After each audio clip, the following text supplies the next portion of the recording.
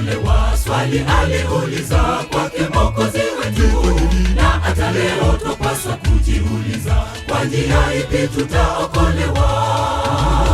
Utajiri wa hapa kweli unapita, wala hauwezi kamwe kuleta wokovu. Fahari ya dunia kweli nayo bure, tunapaswa kumtafuta Mwokozi.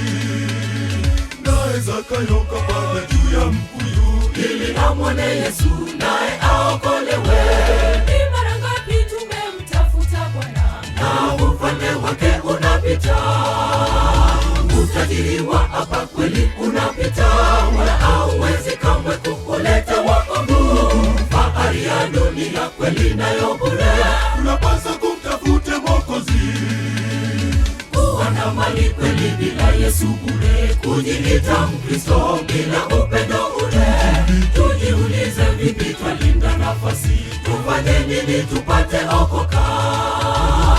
Utajiri wa hapa kweli unapita, wala hauwezi kamwe kuleta wokovu. Fahari ya dunia kweli nayo bure, tunapaswa kumtafuta Mwokozi.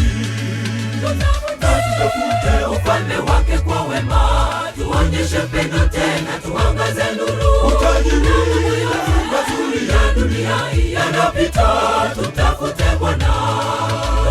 Tutafute ufalme wake kwa wema, tuonyeshe pendo tena, tuangaze nuru. Utajiri mazuri ya dunia yanapita, tutafute Bwana.